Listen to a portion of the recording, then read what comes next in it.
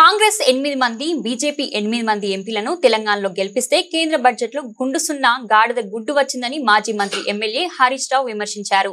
సిద్దిపేట పట్టణంలోని శ్రీ కృష్ణ యాదవ్ ఫంక్షన్ హాల్లో ఏర్పాటు చేసిన కార్యక్రమంలో మాజీ మంత్రి ఎమ్మెల్యే హరీష్ రావు పాల్గొని ఫంక్షన్ హాల్ సభ్యులకు గుర్తింపు కార్డులను అందజేశారు.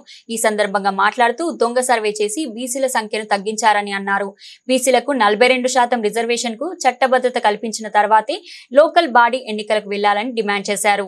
సంఘ సభ్యులందరికీ ఒక ఐడెంటిటీ కార్డు ఇచ్చేటువంటి ఒక మంచి కార్యక్రమాన్ని చేపట్టినందుకు గంధం రాజు వాళ్ళ కార్యవర్గాన్ని నేను మనస్ఫూర్తిగా అభినందిస్తూ ఉన్నాను. రాబోయే రోజుల్లో ఆ డబ్బు దేనికి వాడదామంటే గరీబోళ్ళు తండ్రో తల్లో చనిపోతే ఆ పిల్లల్ని చదివించడానికి దాన్ని వాడండి. ఇవాళ రాష్ట్రంలో ఏం జరుగుతుందో మీకు తెలుసు.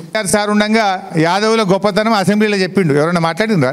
ఇది 100 రోజుల్లో 2వ విడత గొర్రెలు పంచుతాము అన్నారు. డీడీలు వాపస్ ఇచ్చారు తప్ప గొర్రె పిల్లలు అయితే ఇవ్వలే. అనేక మంచి కార్యక్రమాలు జరిగినాయి. కానీ ప్రభుత్వం వచ్చిన తర్వాత ఇవాళ బీసీలను మోసం చేస్తున్నారు. ఆ రోజు కామారెడ్డి డిక్లరేషన్ అన్నారు, 42% బీసీలకు రిజర్వేషన్ ఇస్తామన్నారు. నిన్న డ్రామా నడిపింది అసెంబ్లీలో. ఉత్తదే ఓ దొంగ సర్వే, అందులో లెక్కలు సరిగా లేవు. బీసీల జనాభా తగ్గించిండ్రు.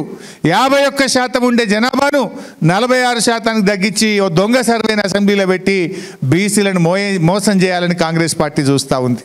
ఒకవేళ కాంగ్రెస్ పార్టీకి బీసీల మీద నిజమైన ప్రేమ ఉంటే 42% రిజర్వేషన్ తేవాలే. నీ క్యాబినెట్లో బీసీలకు 42% ఇచ్చినాక నువ్వు మాట్లాడు. ఇలా బీసీ సంఘాలు అడుగుతున్నాయి ఉప ముఖ్యమంత్రి పదవి ఇవ్వాలని. యాడికి పోయినాయి పైసలు అని? ఢిల్లీకి పోయినాయి. రేవంత్ రెడ్డి మొత్తం తెలంగాణను దోస్తుండు, ఢిల్లీకి కప్పం కడుతుండు. 11 సార్లు ఢిల్లీకి పోతే ఈయనకి ఇవాళ వరకు అపాయింట్మెంట్ దొరకలేదు. మొన్న కూడా 2 రోజులు ఉండొచ్చిండు. ఇవాళంటే తెలంగాణ ఆత్మగౌరవాన్ని ఢిల్లీలో తాకట్టు పెడతా ఉంది కాంగ్రెస్ పార్టీ. కేసీఆర్ ఉండగా అట్లా ఉండేనా? తెలంగాణ ఎంత గౌరవం ఉండే, తెలంగాణ ప్రతిష్ట ఎంత పెంచిండు. పరిపాలన దేవుడెరుగు. మంత్రులు కొట్లాడుకుంటున్నారు, ముఖ్యమంత్రి కొట్లాడుకుంటుండు, ఎమ్మెల్యేలు మీటింగ్ పెట్టిరు. 30% కమిషన్ అట. ఒక ఎమ్మెల్యే చెప్తుండు, అరే నేను పోతే మంత్రి 30% అడిగిండు బై భూమి అంటుండు. ఇంకొక ఎమ్మెల్యే చెప్తుండు, ఫైనాన్స్లో బిల్లు పాస్ కావాలంటే 10% అట. అది ఇక భూమాత కాదు, భూమేత అయిపోయింది. మీ అందరి ప్రేమ ఆదరాభిమానాలు ఎప్పుడు ఉండాలని చెప్పి కోరుకుంటూ, మరి మీకోసం రేపు అసెంబ్లీలో కూడా తప్పకుండా 2వ విడత గొర్రెల పంపిణీ కోసం కూడా గట్టిగా ప్రభుత్వాన్ని అడుగుతా.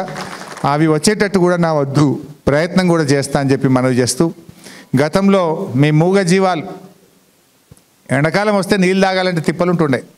గొర్రెలు కట్టుకొని ఆడుకో వదురు నీళ్ళ కోసం.